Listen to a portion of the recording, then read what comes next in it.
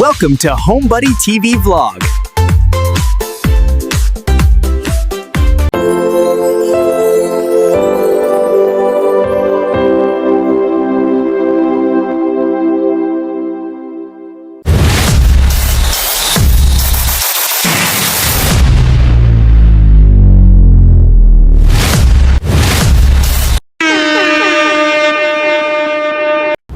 Hello guys, good morning. Ngayon ay Monday, July 6, no?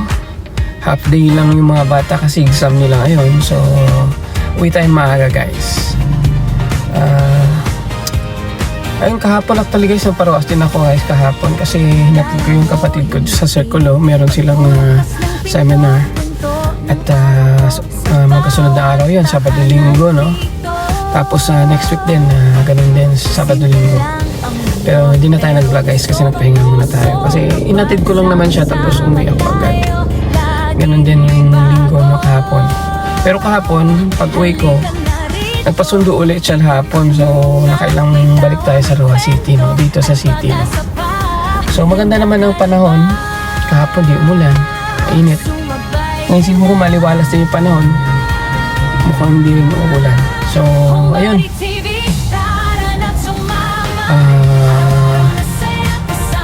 Stay lang muna tayo saglit dito tapos kakain tayo at uwi na rin naman tayo maya maya, no? Mabilis na kasi oras ngayon guys, no? Mabilis na ng oras tayo na't kalahating araw lang tayo dito guys. So wala tayong naisip na gawin kundi magtambay na lang muna tayo dito sa tambayan natin, no? Kakaalis lang pala ng Cebu Pacific, nakita ko for take off na, no? So ang oras kasi ay 7:20 ng umaga. So, ayun lang guys, dito lang muna ako. Kapon pala ba guys, yung ginawa ko sa bahay, yung inayos ko yung kulungan ng manok. Linis ko lang kasi madumi na. Inisprayan ko ng disinfectant, yung tubig na may Sonrox, konti, no, tsaka sabon. Tapos pang pressure washer para matanggal yung mga dumi nila doon, no, yung nakadikit sa kulungan. Nilipat ko muna pala ng pwesto yung kulungan. Doon ko nilagay sa may damuhan para makaano sila dun sa damo, no? Makakain sila ng damo kasi tinutuka nila yung mga damo guys. So nga lang kahapon nagkaroon na nasugatan na naman tayo kasi pag ganun ko sa kulungan may sumabit yung alambre guys, no? Ano sa kamay ko, ayan, no? Ang haba, oh.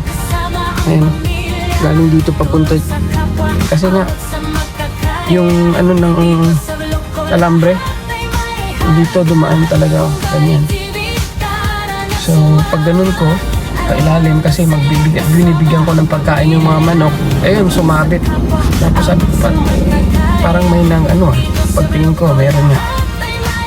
Dugo to kahapon guys. Pero ngayon wala na, nag-dry na. No? Ito pa. Wala naman, di naman natin naramdaman. Wala naman tayong naramdaman half-day. Pero kahapon half-day to guys. Lalo na pag hinugasan ko ng tubig agad tsaka sabon, half-day. Tapos nilagyan ko pa ng alcohol. Sobrang hapde. Sige lang kasi para hindi siya ang purpose ko naman kasi malinis para hindi siya ma-infect, no? At yun nga, nag-dry na. Ayan, dry na. Pero ayun yung marka, no? Ang haba. Meron tayong masamang balita na natanggap. Actually kahapon ko lang nalaman kasi habang hinahatid ko yung kapatid ko nga papuntang Circulo, nag-mention siya dun sa namatay daw yung husband ni Grace, no? Si Grace yun yung kasi namin na andun sa Egypt ngayon. At si Grace kasi kababata ko yan, maliit pa kami. Siya yung panganay ni Tita Annabel. Si Tita Annabel yung namatay ng karaan din, no? Na taon. So ayun, kawawa naman si Grace kasi maliit pa yung mga bata, yung mga anak niya, dalawa. So namatay na yung provider nila, yung kanyang husband. Bata pa guys, 30 plus pa lang yun. Tapos ayun, doktor pa yun, malusog pa yun. Pero ayun kasi ang problema, hindi natin alam kung kailan talaga tayo mawawala, no? So yun yung masakit na katotohanan. So hindi ko alam kung ano yung plano ni Grace. Hindi ko kasi nalaman yung balita na yon, kung hindi sinabi sa akin ng kapatid ko, kasi hindi naman tayo madalas na nag-o-open ng Facebook account natin, hindi tayo, minsan ko lang binubuksan, hindi nga ako nag-update doon, hindi ako nag-upload, or minsan binubview ko lang kasi nga may mga importante message.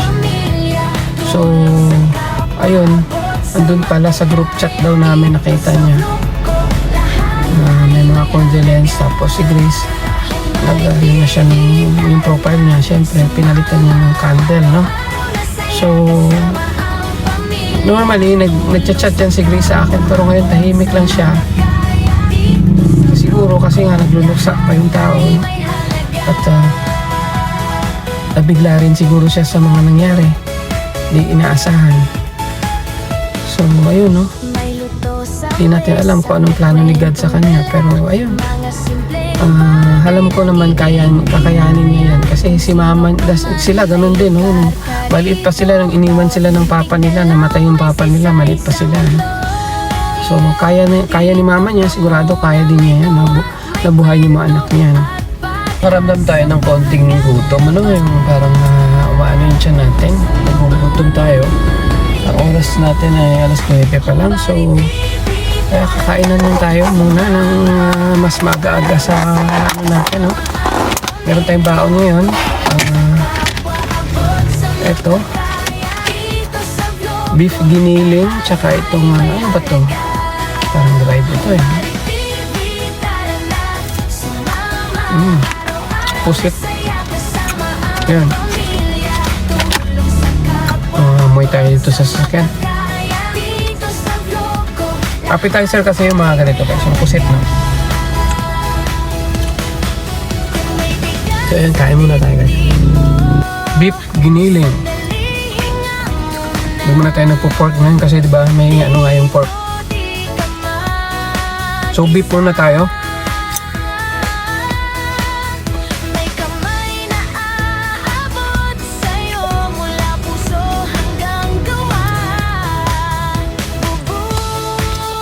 Habang hindi pa na-resolve yung issue sa ASF, army ng baboy na bibilin mo sa merkado, hindi mo alam kung double dead na yun, baka namatay na yun sa ASF tapos kinatay ulit, diba? Mayroon ka lang doubt, kaya bakit ka pa bibili? Hindi muna tayo magkakape yan guys. Isa na muna natin yung umay sa bibig. Importante, hindi na umatake yung acid natin.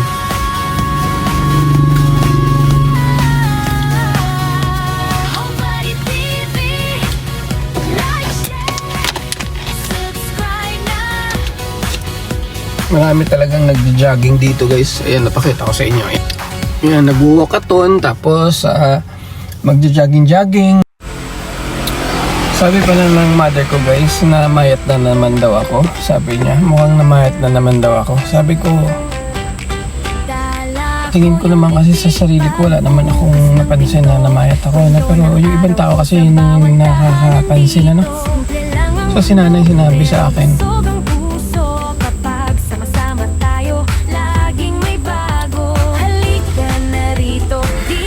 sabi niya, na mayat na naman daw ako.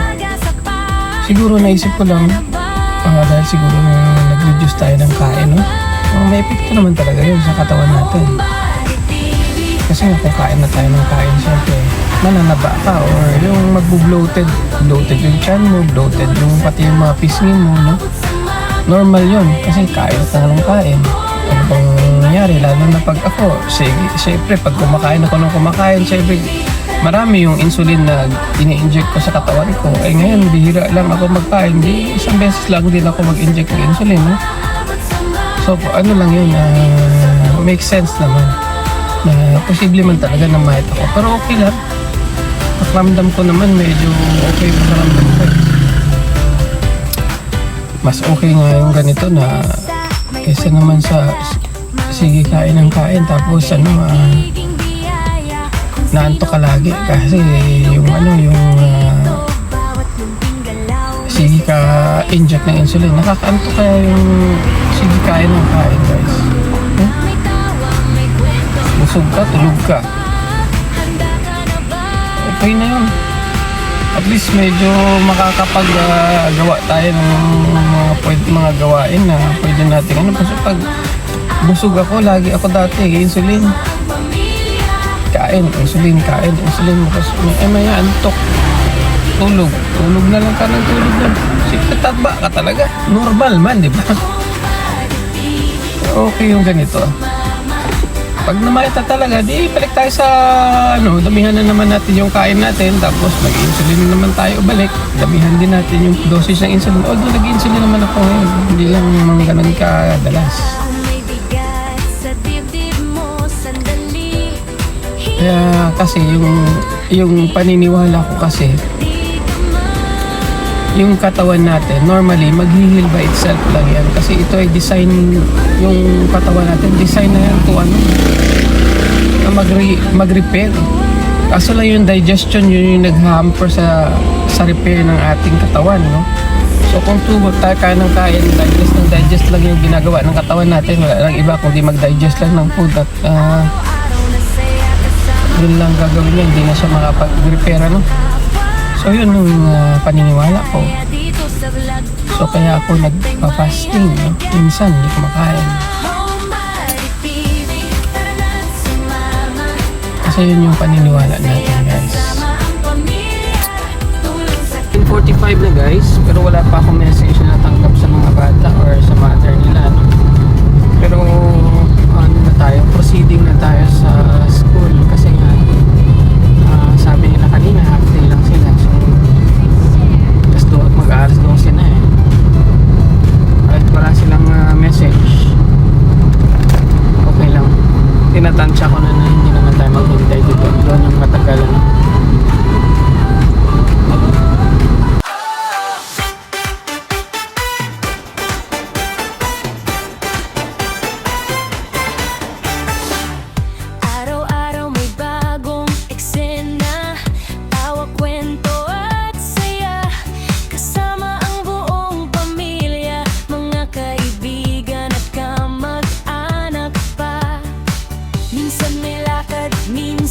Sa bahay, may simpleng bonding na tunay. Mga alaalang hindi malilimutan. Bawat sandali ay iingatan. Kung may tagumpay, sabay-sabay. Kung may pagsubok, laban lang tayo. Tunay na buhay ang aming dala. Kwento ng puso para sa lahat. Homebody TV, tara na't sumabay sa bawat kwento.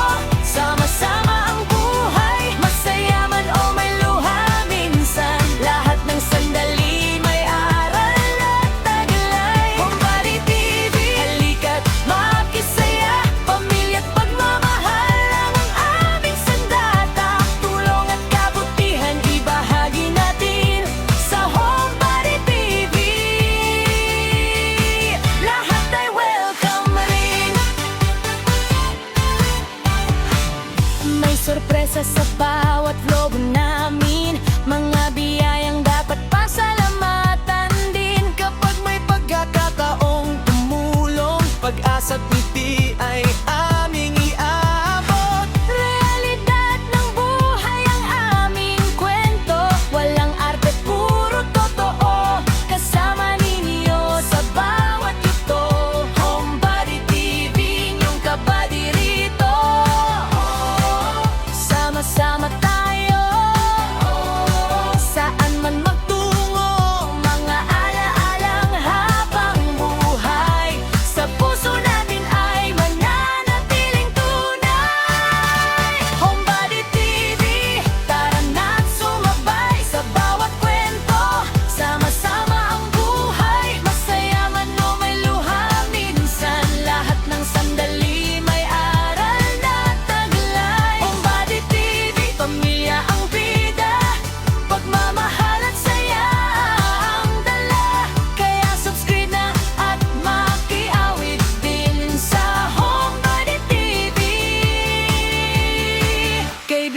para namin. Homebody TV, Homebody TV, tara na, tara na, sa Homebody TV.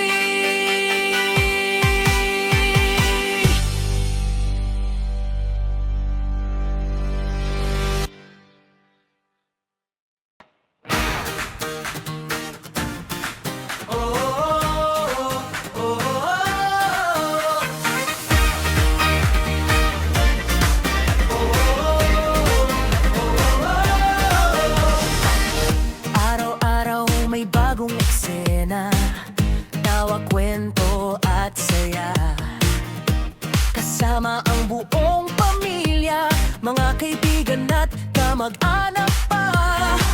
Minsan may lakad, minsan sa bahay, may simpleng bonding na tunay. Mga alaalang hindi malilimutan, bawat sandali ay iingatan.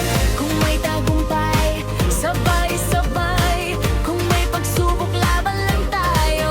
Tunay na buhay ang aming dala, kwento ng puso para sa lahat.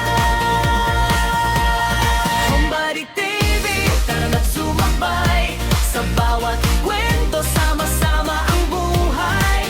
Masaya man o may luha, minsan lahat ng sandali may aral na taglay. Homebody TV, halika't makisaya, pamilya't pagmamahal ang aming sandata. Tulong at kabutihan ibahagi natin sa Homebody TV, lahat kat may kamri.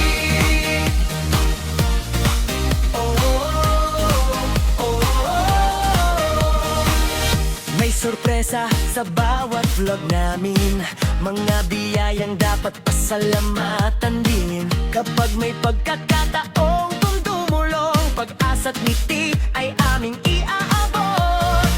Realidad ng buhay ang aming kwento, walang arte, puro totoo. Kasama ninyo sa bawat yugto, Homebody TV, inyong kabady rito. Sama-sama tayo, saan man magtungo, mang-aala-alang habang buhay. Sa puso natin ay mananatiling tunay. Homebody TV, tara na't sumabay, sa bawat kwento, sama-sama ang buhay.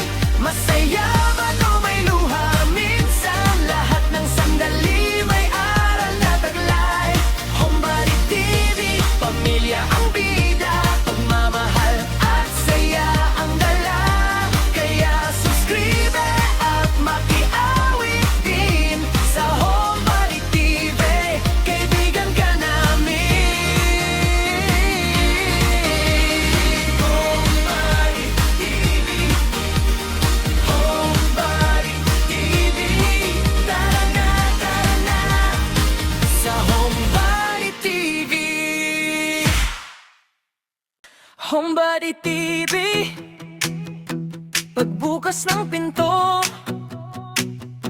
kwento ng araw ko, sa bawat tahanan dito. Simple lang ang mundo, pero busog ang puso. Kapag sama-sama tayo, laging may bago. Dito na kami sa bahay. Kakadating lang namin. Ang oras nauna. Kasi 12:30 na kami nakaalis doon sa school. Kumain pa sila, no? So yun lang guys. Thank you so much for watching. Bye-bye!